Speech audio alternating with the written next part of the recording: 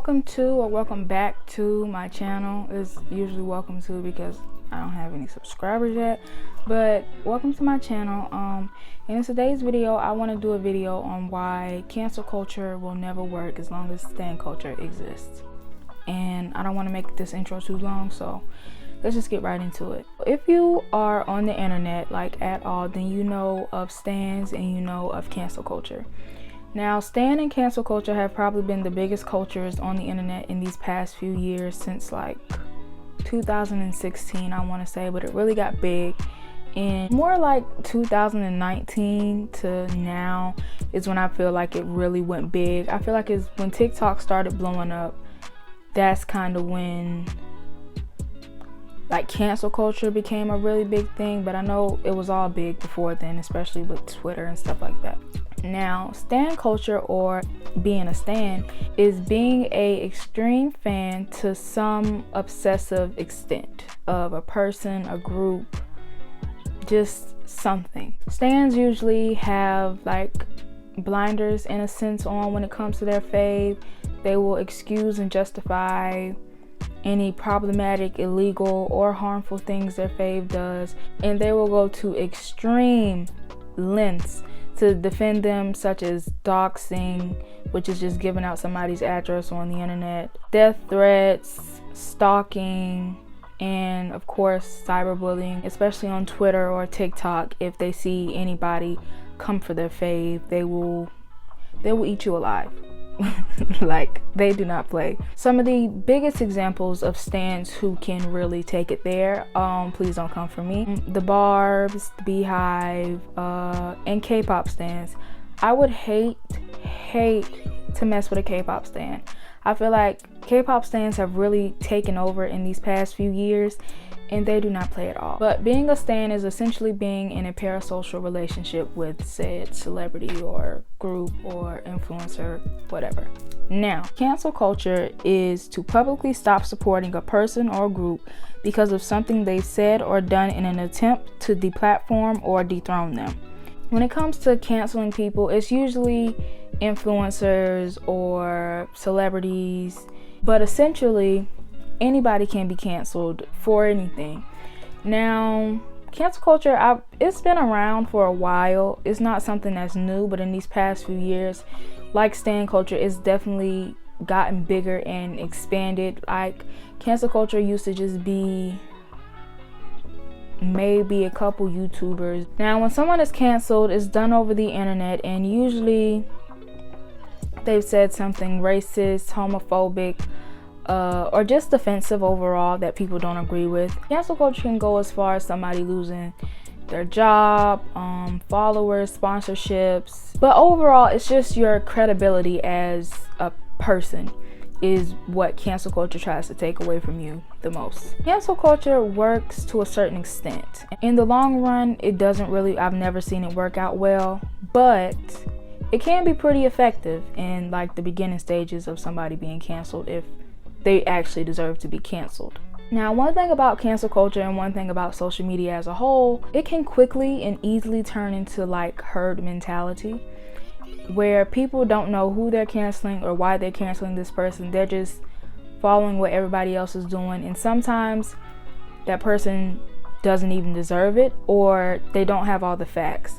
They don't go and research and form their own opinions. They're only going off of what everybody else is doing. And that is one of the reasons why cancel culture gets a bad rep and why it is not as effective as most people may think it is.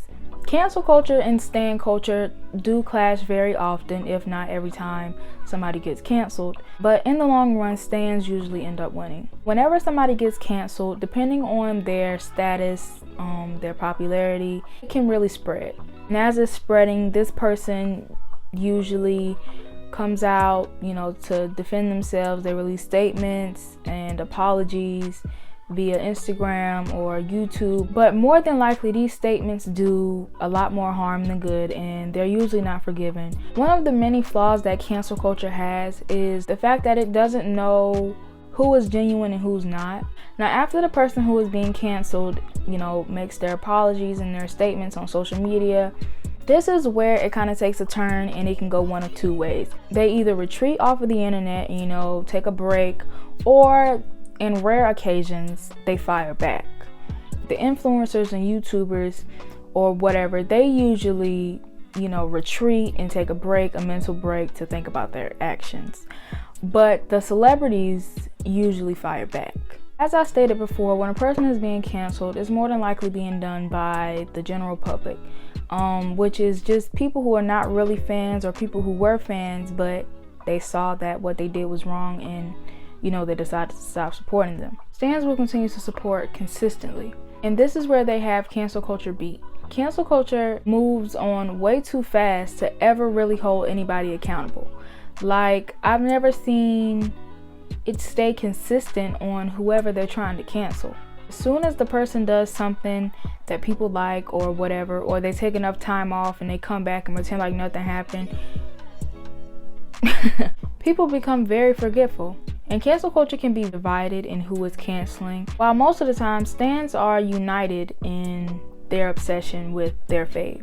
Now, because cancel culture's foundation is so weak and flawed, it ends up killing itself every single time it tries to do something. Like, as soon as you think, okay, yeah, cancel culture is doing this thing right now with this person because, they're actually a bad person, it does something to just backfire. The only time I think I've ever seen cancel culture succeed, kinda, is with Shane Dawson and Jeffree Star. Now, Shane Dawson, I won't get into what he did. I never watched Shane Dawson, I'm proud to say. He took like a year off, but Shane Dawson has since made his return to social media. And last time I checked, he is averaging 3 million views on his videos.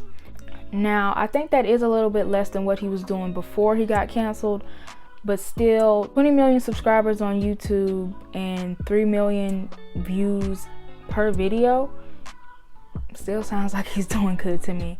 And the same with Jeffree Star. I believe he is still averaging 1 million views on his videos. So it's like, did you really even do anything? I think cancel culture should just really be more about holding people accountable for the stuff that they say and do, and not letting people get away with so much, and just accepting that some people cannot be canceled. Like, some people just are always going to have a platform. I think cancel culture is more good at spooking people, especially when you're getting all that backlash and you're losing money, kinda, or stuff like that, and people are attacking you. I think that's more so good at spooking people, some people at least. But as far as actually deplatforming them or dethroning them or whatever, it doesn't work. Overall, when someone has a borderline obsessive and highly volatile group of people behind them, cancel culture rarely stands a chance. This was just a short little video that I wanted to do. So if you liked it, please give it a like. Please comment a red heart down below if you made it this far, and please subscribe to my channel. I'll be posting videos every single week, commentary and lifestyle videos, and I'll see y'all.